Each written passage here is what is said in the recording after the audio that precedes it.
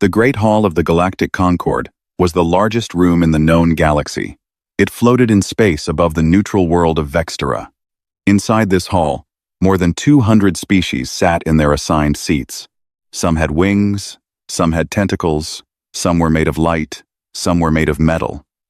They had ruled the stars for a very long time. They thought they had seen everything, but on this day, they were about to see something new. A small alien woman walked slowly to the center of the hall.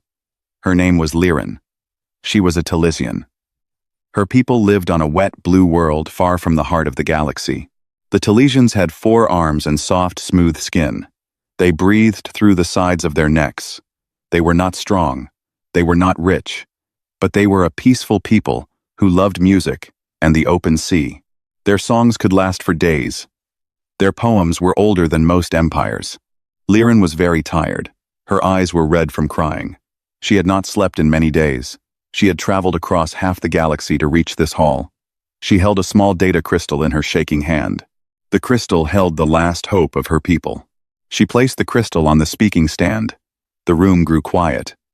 Every alien in the hall turned to look at her. Some looked with pity. Some looked bored. Some did not look at her at all. The big races never looked at the small races.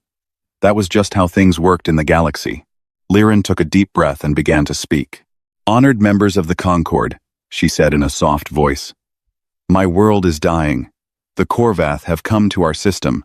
They are eating our oceans. They are stripping our land. In 30 days, my people will be gone forever. 3 billion souls, 3 billion songs, all silent." She paused. She looked around the hall. Her 4 hands were shaking. "We cannot fight them alone. We have no warships. We have no weapons. We are just farmers and singers and teachers. I beg you, please, help us. Send anyone. Send anything. We will give you all that we have. We will serve you for 1,000 years. Just please, do not let my people die." Her voice broke. She fell to her knees. The hall was silent for a long moment. No one moved. No one whispered. The silence was heavy, like a stone pressing down on her chest. Then the first speaker rose. He was an Aurelian. The Aurelians were one of the oldest and strongest races in the galaxy. They had ships that could destroy whole moons. They had cities older than most stars. Their leader was a tall, thin being, with silver skin and golden eyes. His name was High Lord Zenvar. "Ambassador Liren," he said in a calm, cold voice. "The Aurelian Compact feels great sorrow for your people. But we have a holy law. We do not get involved in fights that are not our own. To break this law would harm the balance of the galaxy. We must say no." He sat down. Liren closed her eyes. Her shoulders dropped. The next speaker was a Shral. The Shral were green, snake-like beings with sharp minds and sharper teeth. They cared only about power and profit. Their leader did not even stand up. He just spoke from his seat. He sounded almost bored. "Your world has nothing we want," he hissed. "No rare metals, no good location, no strong army to join us later. To help you would cost much and give us nothing back. The answer is no." The third speaker was the voice of the Vossian choir. The Vossians shared one mind across many bodies. They claimed to hear the song of fate itself. Their voice was soft and dreamy and sounded like it came from far away. "We hear the song of your world fading," the voice said. "It is sad, but the song of fate must play as it will. To change one note is to ruin the whole song. We must say no." The fourth speaker was a Makari. The Makari were a race of thinking machines. They did not feel things. They only counted. Their speaker was a tall metal frame with glowing blue eyes that never blinked. "We have run the numbers," the machine said. "The Korvath fleet has 4,000 ships. To save your world would cost 10,000 lives at minimum. The chance of winning is 0.003%. The math says no.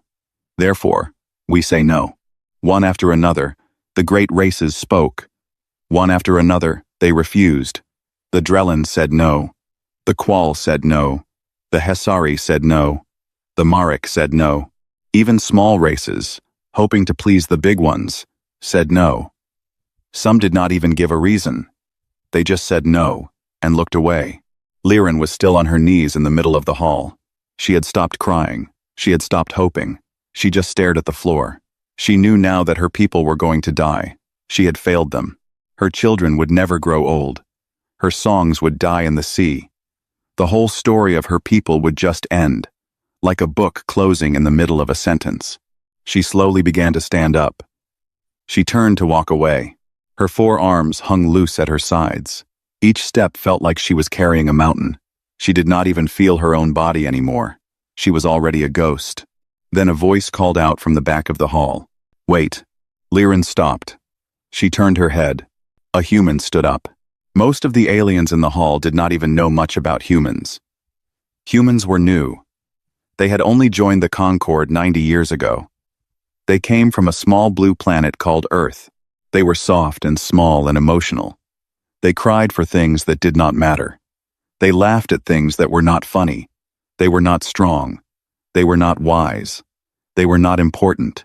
The big races thought of them like noisy children. The human who stood was a woman. Her hair was dark and tied behind her head. Her eyes were sharp and brown. She wore the dark blue uniform of the United Terran Coalition. On her chest was a single silver star. Her name was Captain Elena Voss. She walked down to the center of the hall. She walked past the great Aurelians. She walked past the cold Shral. She walked past the dreaming Vossians and the counting Makari. She did not look at any of them. Her boots made a soft sound on the smooth stone floor. The sound was the only thing in the hall. She walked straight to Liren. She stopped right in front of the small alien woman. Then she did something no one in the hall expected. She knelt down on one knee, so her face was at the same height as Liren's face. "We will go," Captain Voss said. Her voice was not loud, but everyone heard it. Liren stared at her. She did not understand. "What?" she whispered. "We will come," Voss said again.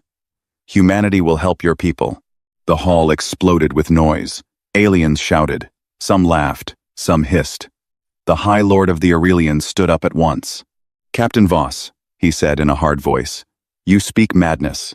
The Korvath will destroy your fleet. They will follow you home. They will eat your world too. You will die for nothing." Voss did not look at him. She kept her eyes on Liren. The small alien was shaking now. Her 4 hands were pressed against her chest. Then Voss stood up slowly and turned to face the great hall. She looked at the Aurelians. She looked at the Shral. She looked at all of them. Her eyes moved across the rows of seats one by one. She was not afraid of any of them. "Maybe we will die," she said. Her voice was steady. "Maybe you are right. Maybe we will lose. But hear me well. To die doing the right thing is still better than to live doing the wrong thing." She paused. Her eyes were burning now. "We are humans. We have not been here long. We do not know all your old laws. We do not have the biggest ships, or the smartest minds, or the longest history. But we know one thing. When a child cries for help, you do not check the math. You do not check the law. You do not check the song. You go. You go because if you do not go, then nothing you ever do after that will matter." Nothing. The hall was silent again. But this silence was different. It was the silence of 200 races who did not know what to say. Even the Makari, who always had something to count, said nothing. Their blue eyes flickered, like a machine trying to solve a problem with no answer. Voss turned back to Liren. She held out her hand. Liren took it with one of her 4 hands. The human helped the alien stand up. "Tell your people," Voss said softly. "Tell them to hold on just a little longer. We are coming." Liren could not speak. She could only nod. Her tears fell again, but this time, they were different tears. These were tears of hope, and hope was something she had not felt for many weeks. It almost hurt to feel it again. Captain Voss walked out of the great hall. Her boots tapped on the smooth stone floor. The whole galaxy watched her go. None of them knew it yet, but the story of the stars had just changed forever. Behind her, the High Lord of the Aurelians sat back down slowly. He stared at the empty stone floor for a long time. Something strange was happening inside his old, wise mind. He did not have a name for it yet, but it would not let him sleep that night, or the night after that. Far away, on a small blue world called Earth, a fleet was already starting to gather. The order had not even reached the admirals yet. But the people knew. Somehow, the people always knew. News traveled faster than light when it was the right kind of news. Mothers held their children a little tighter. Fathers checked the night sky. Old soldiers polished their old medals. Young pilots ran to their ships before they were even called. And in deep space, the great black ships of the Korvath kept moving. They did not stop. They did not slow down. They did not know that they had just made the worst mistake of their long, dark history.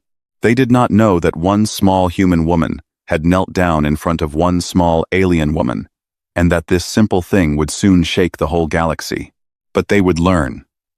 Oh, they would learn. The news from Vextara reached Earth before Captain Voss did. By the time her ship landed at the spaceport in Geneva, the whole world already knew what she had said. They knew what she had promised. And they knew what it would cost. Earth was a small world. But on this day, it felt very big. Every screen on every street showed the same thing. Every voice in every cafe spoke about the same thing. The Talesians. The Korvath. The promise. Some people were angry.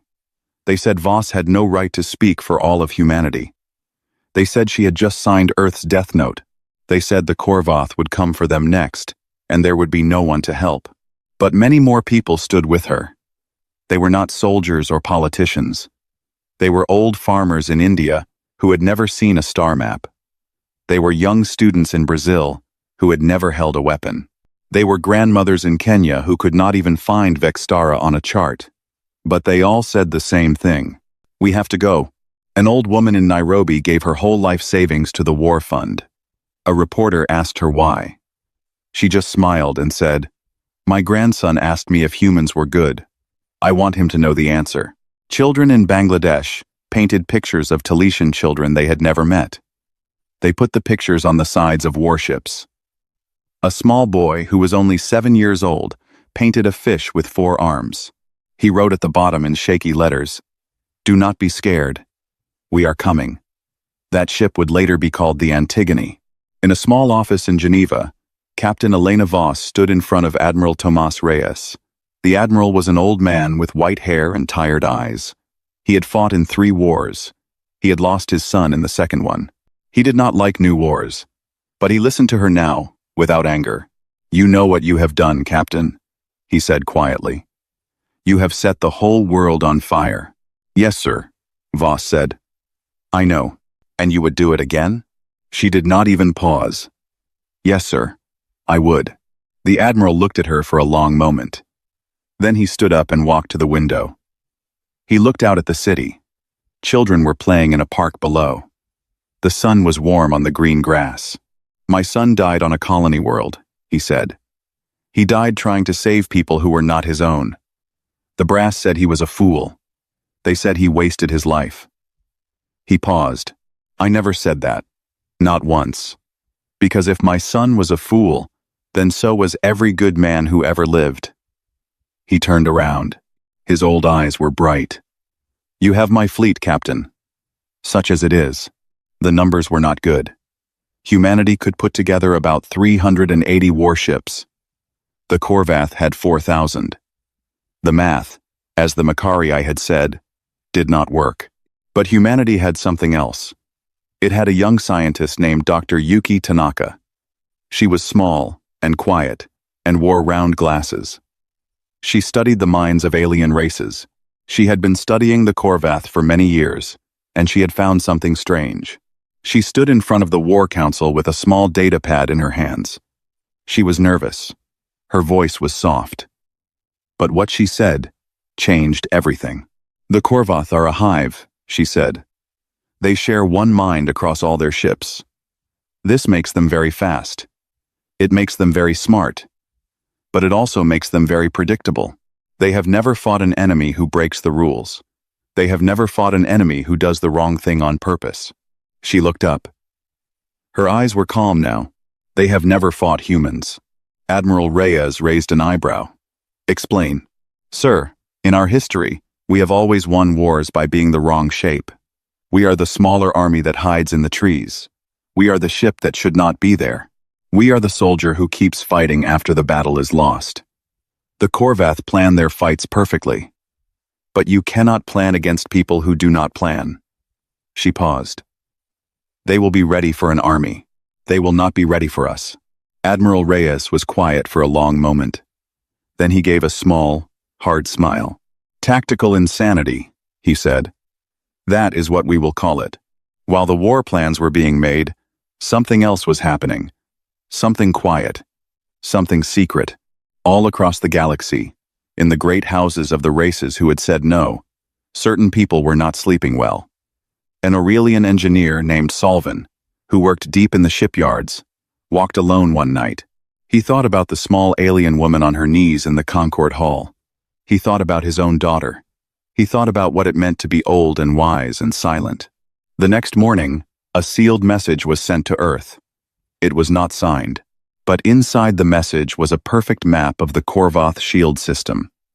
With this map, human ships might be able to slip through the shields. It was a gift no one would admit to giving. On a Makari station far from anywhere, a single thinking machine made a strange choice. It quietly broke from the main mind. It sent a small package of data to Earth. Inside were the patterns the Korvath fleet always followed. Where they liked to attack from. Where they liked to defend. The machine knew this would cost it everything. It did not care anymore.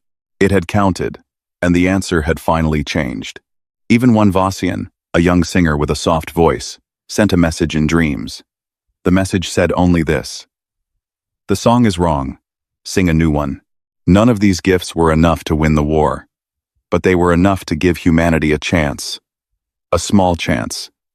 A foolish, tiny chance. Voss took it. While the fleet was being made ready, Voss went home for the last time. She lived in a small house near the sea. Her daughter was 8 years old. Her name was Mira. The girl had brown eyes like her mother. She had a missing front tooth. She liked to draw pictures of the moons of Saturn. Voss sat with Mira on the porch as the sun went down. The sea was quiet. The wind was warm. "Mommy," Mira said. "Are you going far?" "Yes, baby," Voss said. "Very far. To help the fish people?" Voss smiled and kissed the top of her head. "Yes. To help the fish people. Will you come home?" Voss was quiet for a long moment. She looked at the sea. She thought about lying. She had a right to lie. Mothers always have that right. But she did not. "I will try, baby," she said softly. "I will try very hard." That night, after Mira was asleep, Voss sat at her desk and wrote a letter. She wrote slowly. She wrote carefully. She did not cry while she wrote it. She had no more tears for things like this. When she was done, she put the letter in a small box. On the box she wrote, "For Mira, to be opened only if I do not come home." She gave the box to her sister in the morning. Her sister did not say anything. There were no words for it. They just held each other for a long time. There was one more passenger Voss had to take care of. A small Talesian child named Pell had been sent to Earth before the war. Pell was only 6 years old. Her parents had put her on a ship and sent her away, hoping at least one of them would live. They had stayed behind to die with their world. Pell was scared and quiet. She did not understand much. A kind chaplain named Father Ben adopted her. He was an old man with a soft heart. He told her stories. He sang her songs. Slowly, the small alien child began to smile again. On the day the fleet was ready to leave, Pell came to the spaceport with Father Ben. She wore a tiny human dress. She held a tiny human flag. When she saw Captain Voss, she ran to her on her 4 small legs and hugged her tight. "Save my mommy," Pell whispered. "Please." Voss closed her eyes. She did not say anything. She just held the child and rocked her gently. Then it was time. The fleet of the United Terran Coalition rose from Earth. 380 ships, painted with the names of children, carrying letters from grandmothers, loaded with food and medicine for a people most of the crew had never met. On every news screen on Earth, in every language, there was one message.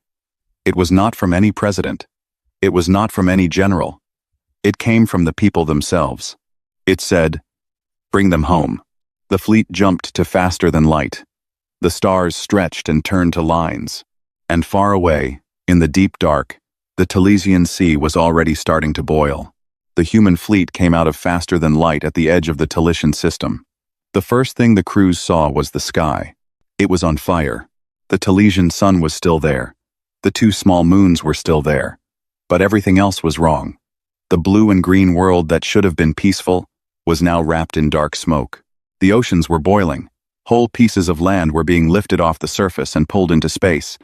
They looked like skin being peeled off a fruit. Around the dying world floated the Korvath. Their ships were huge and black. They did not look like ships. They looked like sea creatures.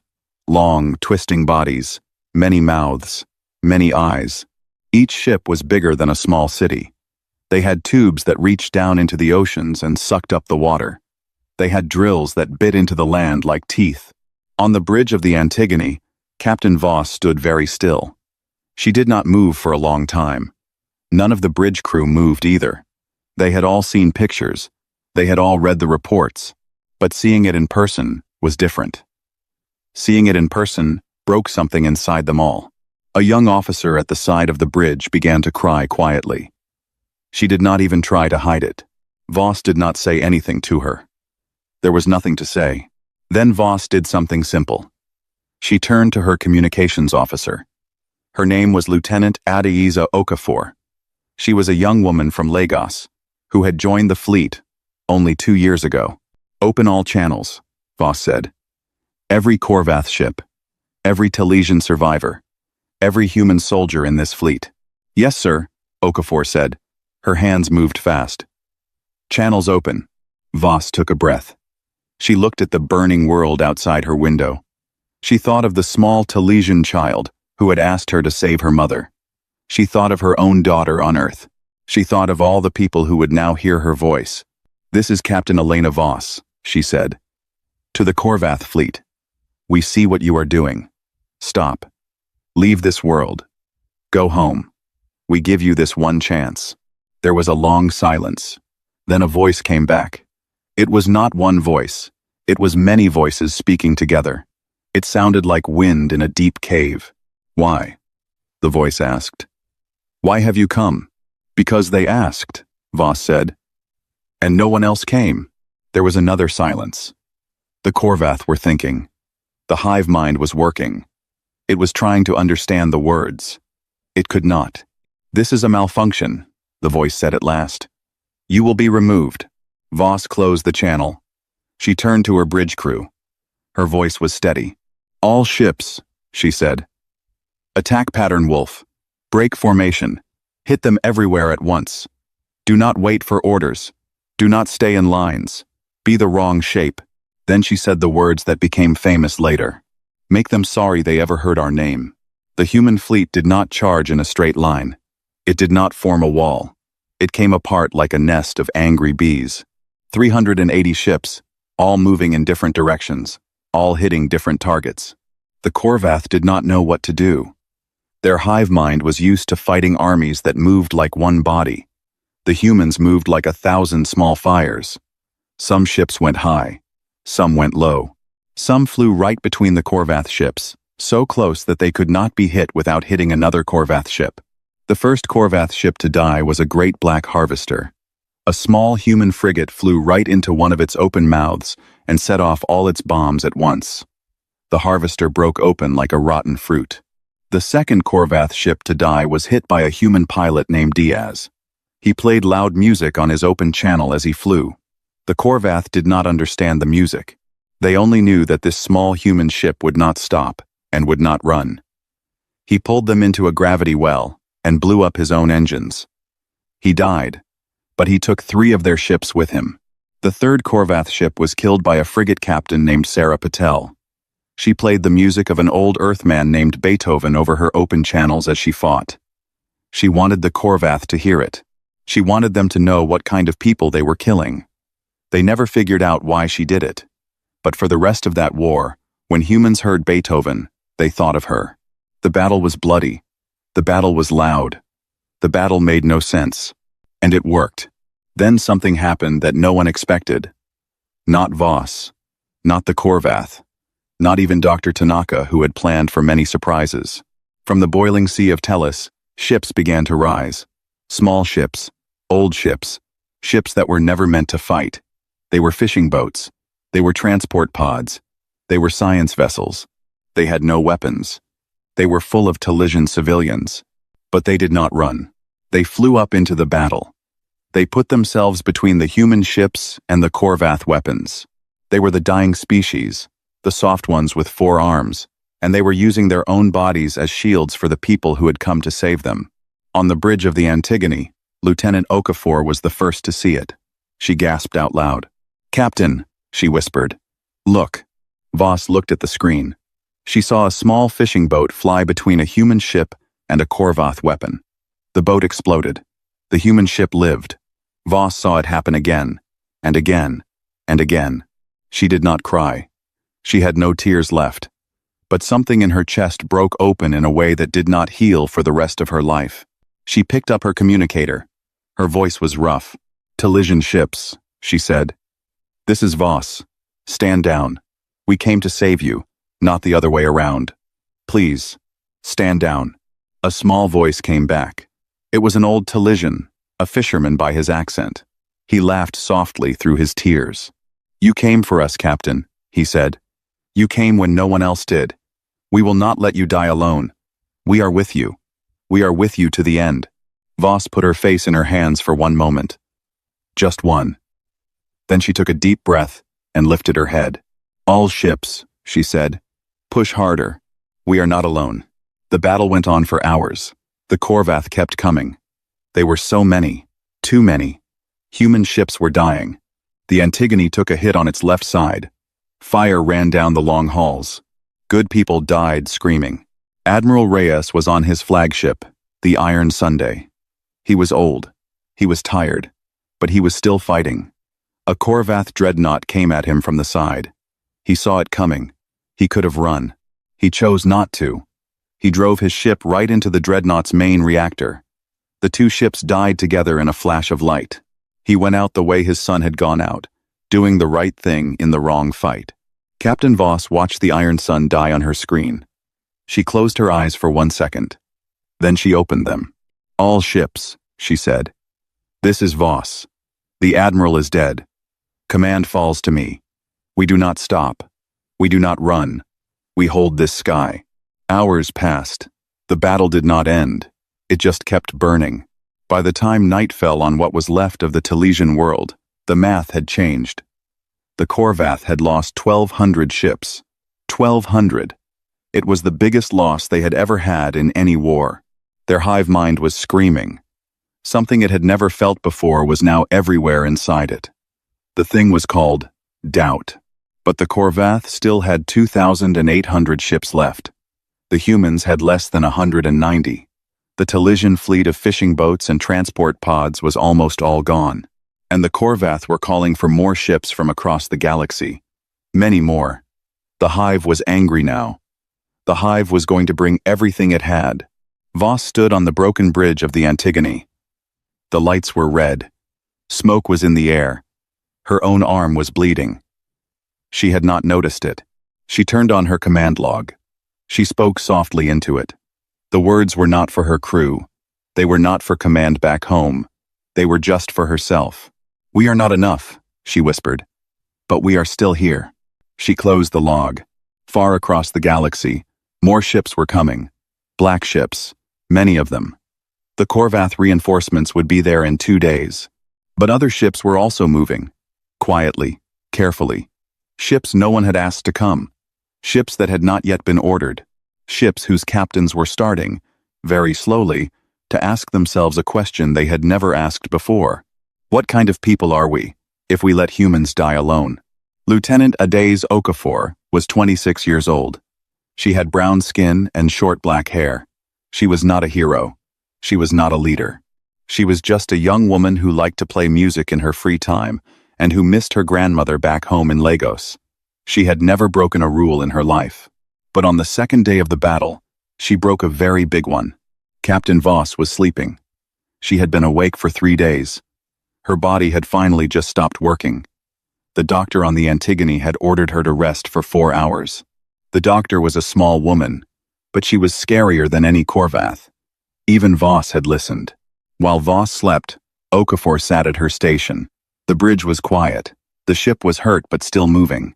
Outside the window, the dead were drifting in the dark. Pieces of broken ships. Pieces of broken people. Talisian, human, Korvath. Okafor looked at her screen. She had a job to do. She was supposed to send simple reports back to Earth. Numbers. Damage charts. Names of the dead. She was supposed to send only the official feed. Nothing more. But she had something else on her screen too. She had the live combat feed. Every camera. Every helmet. Every audio channel. She had hours of it. She had it all. She had a video of a human medic named Carlos Reyes, no relation to the dead admiral, holding a Talesian child while she died. He was singing to her in Spanish. He did not stop singing even after she was gone. He just kept singing while he cleaned the blood off his hands. She had a video of a Talesian fisherman, an old man with white skin and tired eyes, flying his small boat into a Korvath weapon. Just before he hit it, he said his daughter's name 3 times. She had a video of a young human pilot, only 19 years old, alone in a dying ship. He was bleeding from his head. He could not see well. But he was still flying. He was still fighting. His last words were, "Tell my mom I tried." Okafor sat there with all these videos. She thought about her grandmother in Lagos. She thought about how her grandmother used to say, "The truth is a fire. You can hide it under a blanket, but the blanket will burn." Then Okafor did something that changed the galaxy. She opened every channel she had, not just to Earth, to everywhere, to the Aurelian worlds, to the Shral stations, to the Vossian choir, to the Makari Federation, to every small species on every quiet planet. She sent the videos out raw, no edits, no clean version, just the truth. Then she sat back and waited to be arrested. But arrest was not what happened. On the Aurelian homeworld, an old grandmother named Vina was in her garden. She turned on her screen because she had heard there was news. She was not a soldier.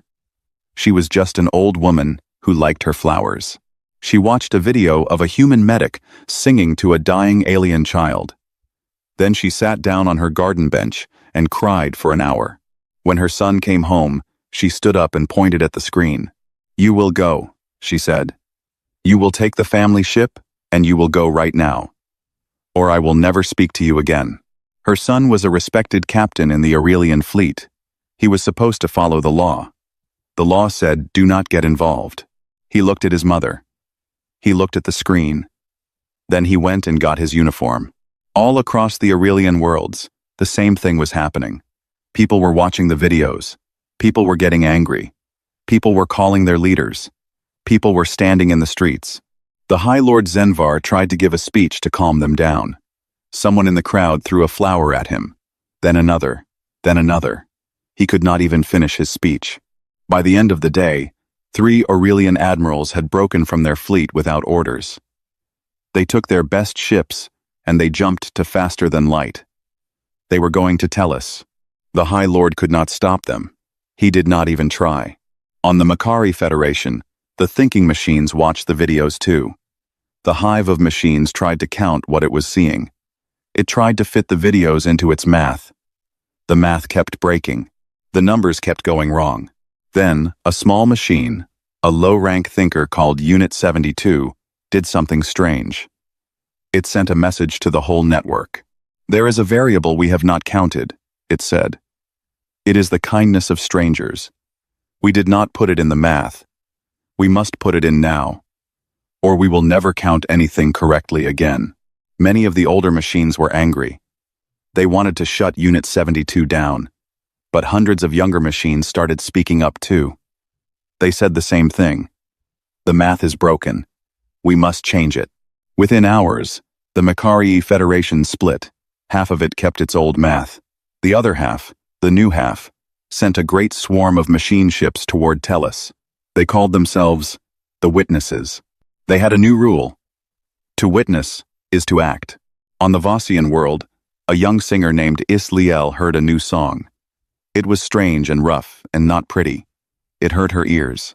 But it was real. She had never heard anything so real in her life. She walked into the great choir hall, where her people sang together as one mind, and she did something no Vossian had ever done. She sang her own song. Not the group song. Her own. Some Vossians screamed, some fainted, but many others heard her song and felt their hearts open. They had been one mind for 10,000 years. They had forgotten what it was like to be themselves. Isliel reminded them. An ark ship of the Vossians, an ancient thing the size of a moon, woke up after 1,000 years of sleep. It rose from a hidden place in space and turned toward Tellus. It carried weapons no living being remembered. Even the Shral moved. Not for love. They did not love. They saw the Korvath bleeding, and they smelled weakness. The High Shral said only, "This is good business. We will hunt the wounded." Their fleet jumped to Tellus to take their share of the kill. But back on the Antigone, Voss did not know any of this yet. She was awake again. She was on the bridge. The Korvath reinforcements had arrived. 2,000 fresh ships. The human fleet had less than 120 left. The Korvath were forming a great wall in space. They were going to crush the humans in one big push. Voss looked at her crew. They were tired. They were bleeding. They were ready. "All ships," she said softly. "This is Voss. We are going to make one last charge. We are going to go straight at their command ship. We will not all make it, but we will give them a story to tell their children." She paused. "It has been my honor to fly with you. Form on me." The human fleet turned as one. They began to move forward. The Antigone was at the front. Voss did not sit down. She stood up straight on her bridge. Her hand was on the rail. Her chin was up. The Korvath wall opened fire. Human ships died in the bright light. But the rest kept going. They did not slow down. They did not turn. Then the sky behind the human fleet lit up. It was not Korvath light. It was something else. Voss turned. Lieutenant Okafor at the comm station gasped. "Captain," she said. "Captain, look, look." On the screen, ships were coming out of faster than light. Not just one or two. Hundreds. Thousands. They came in waves. Aurelian battle cruisers. Gold and silver. Beautiful. And deadly. Makari machine swarms, dark and fast, like clouds of angry insects. The huge Vossian ark ship, ancient and strange, glowing with old light. And even Shral warships, green and sharp, snapping at the edges of the battle like hungry fish. The galaxy had come. The Korvath hive mind, for the first time in its long history, did not know what to do. The math had broken. The plan had failed. They had built their whole world on the idea that no one would ever come for the small and the weak. But here came a sky full of ships, all of them coming for one small alien world that did not even matter. Voss did not smile. Her eyes were wet, but she did not cry. She just gave one quiet order. "All human ships," she said. "Continue charge. Hit the command ship. Now." The Antigone flew straight at the great Korvath flagship. Voss stood on her bridge as her crew fought the controls. The flagship's guns turned toward her. She did not turn away. She rammed the bridge of the Korvath command ship at full speed. There was light. There was heat. There was darkness. And then, very slowly, there was silence. The Korvath fleet broke. The hive mind, deep and dark and full of doubt, gave the first retreat order in its long history. The black ships turned and ran. On the bridge of a beautiful Aurelian ship, the captain saw the wrecked Antigone drifting in the dark. He sent his rescue teams at once. They found Captain Elena Voss alive. She was broken in many places. She had lost her left arm. But she was breathing. When she opened her eyes in the medical bay, the first face she saw was an Aurelian doctor. The doctor had silver skin and golden eyes. The doctor was crying. "You came," Voss whispered. "Yes," the Aurelian said softly. "We came. Forgive us. We came." 1 year passed. The Telesian world was still hurt. Many of its oceans were still dirty. Many of its forests would not grow for a long time. But it was alive. 14 million Telesians had survived the war. It was a small number. Before the Korvath came, there had been 3 billion. But 14 million was not zero. 14 million was a future. The galaxy did something it had never done before. It came together to help. Aurelian ships brought clean water from their own worlds. Makari machines built new homes that were safe from radiation. Vossians sang healing songs over the broken oceans. Even Shral merchants showed up, and to everyone's shock, some of them gave food without asking for payment. But the most help came from Earth. Human medical teams worked day and night. Human teachers helped Talesian children learn to read and write again. Human farmers brought seeds for new crops. The little blue planet from the edge of the galaxy poured itself out for a world it had never seen before. Ambassador Liren was now the leader of her people. She was older now. Her face had a long scar on one side, from a falling piece of rock during the war. But her eyes were bright. She walked on the rebuilt streets of her capital city every morning. She spoke to her people. She listened to them. She rebuilt them. One promise at a time. On the day the new Concord meeting was called, Liren dressed in a simple gray robe. She carried no notes. She carried no data crystal. She carried only her own words. The Concord Hall was full. It looked the same as before. The same stone floor. The same rows of seats. The same 200 races. But everything else was different. The air felt different. The faces felt different. Even the silence felt different. Captain Elena Voss walked into the hall. She walked slowly. Her left arm was now a smooth metal arm made by Makari engineers. The fingers worked just like real fingers. She had a bad limp. She would have it for the rest of her life. But she walked with her head up. She was now Admiral Voss. The President of Earth had given her the highest medal of the coalition. She did not wear it. She wore only her old captain's uniform with the silver star. She felt that was honest. The medal was for the dead, she said. The uniform was for the living. Liren took the speaking floor first. She bowed to the hall. Honored members of the Concord, she said. 1 year ago, I came here to beg for my people's lives. Most of you said no. One did not. Today, I do not come to beg. I come to thank. She turned to look at Voss. Her 4 hands came together at her chest. To Admiral Voss and to the people of Earth, my people owe everything. Our songs are still sung because you came. Our children still play because you came. Our seas still hold life because you came. We will never forget. Not while one Talesian still lives. The hall was very quiet. Then the High Lord Zenvar rose.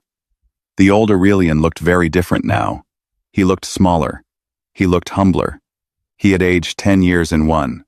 He bowed his silver head deep before the small alien woman. Ambassador Liren, he said, and Admiral Voss, the Aurelian Compact comes here today to say what we should have said 1 year ago. We were wrong. Our holy law was wrong. To watch a child die and call it balance is not balance. It is cowardice with a pretty name. We are sorry. Forgive us, if you can. He sat down slowly. His golden eyes were wet. Then a Makari speaker stood. Its blue eyes glowed steady. We have changed our math, it said. We have added a new rule. It says, some things cannot be counted. They must be witnessed. They must be answered. We are now the Witness Federation. We will not stand by again. Even the voice of the Vossian choir rose. The voice was different now. It was not one voice anymore. It was many voices. Some loud, some soft, some out of tune. We have learned to sing, the voice said. We thank Earth for the lesson. The Shral said nothing. They did not apologize. They did not change. But they did sign the new charter when it was offered.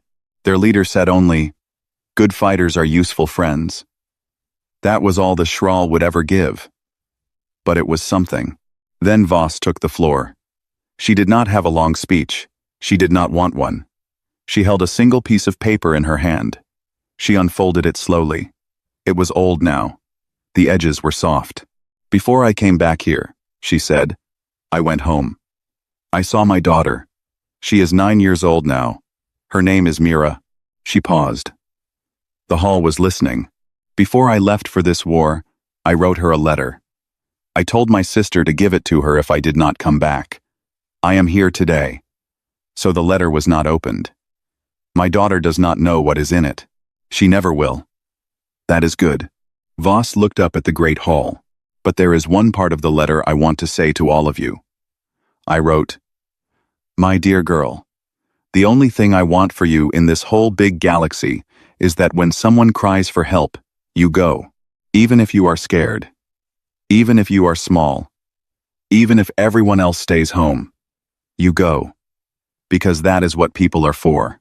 She folded the letter again. "That is what humanity is for," she said. "That is what all of us should be for." She sat down. The hall did not clap.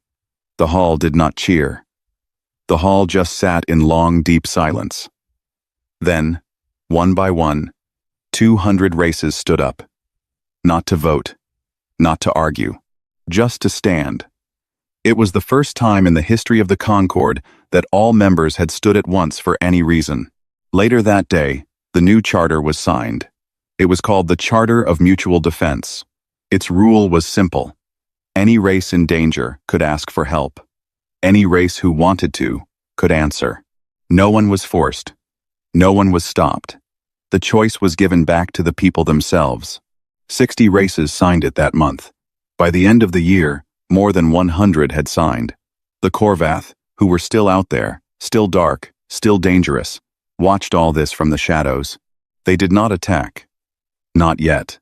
The hive mind had learned a new word that year. The word was, wait. 2 years later, on the rebuilt Talesian capital, a small ceremony was held. A monument had been finished. It was the burned hull of the old human ship Antigone. It had been pulled out of space and brought down to the planet. It was set on a hill above the new sea. It was big and broken and beautiful. On the side of the ship, in 200 languages, was carved a single line. Every civilization turned away. Humanity chose to defend them. May we never again need such courage. But if we do, may we always find it. 2 girls stood in front of the monument that day. One was a young human girl with brown eyes and a missing front tooth that had now grown back. Her name was Mira Voss. She was 9 years old. She had come with her mother all the way from Earth. The other was a small Talesian girl. She had 4 arms and a soft, smiling face. Her name was Pell. She was 8 years old now. She lived back on her home world. She had been adopted by Father Ben on Earth, and now she lived between the 2 worlds, half on each. The 2 girls held hands. Mira held 2 of Pell's 4 hands. Pell used her other 2 hands to wave at her birth mother in the crowd, the mother who had survived the war by hiding in a deep-sea cave with 200 others. The mother waved back. She had a hard time looking at her daughter without crying. Pell had 2 mothers now. She loved both of them very much. Behind them, Admiral Voss stood with Liren. The 2 old friends did not say anything. They did not need to. Voss put her metal hand on Liren's small shoulder. Liren put one of her 4 hands on Voss's hand. Above them, the sky was full of ships. Aurelian, Makari, Vossian, even one careful Schral ship, hanging back at a polite distance. They had all come for the ceremony. Even the High Lord Zenvar himself was there, standing quietly with his head bowed. A young Aurelian historian was there too. Her name was Celine. She had been given the job of writing the official history of the war. She had filled many books already, but she still did not know how to start the first page. She had tried many times. Every time, she had crossed it out. That night, after the ceremony, she sat alone in her small room. She looked out the window at the new Talesian moon, white and clean and full. She thought about everything she had seen. Then she picked up her pen, and she wrote her opening words. Just one short paragraph. She knew, when it was done, that she would not need to write any more openings. This one was right. She wrote, "They were not the strongest. They were not the wisest. They were not the oldest. But when the call came, they were the ones who answered. And in answering, they taught the galaxy how to be worthy of itself." She put down her pen. She looked out at the moon for a long time. Somewhere out there, far away, the Korvath were still watching. Somewhere out there, Other small races were still afraid. Somewhere out there, more cries for help were waiting to be heard. But for tonight, the galaxy was at peace. And in a small house on a small blue planet at the edge of everything, a mother sat with her daughter on a porch by the sea, and they watched the stars come out, one by one, like old friends coming home.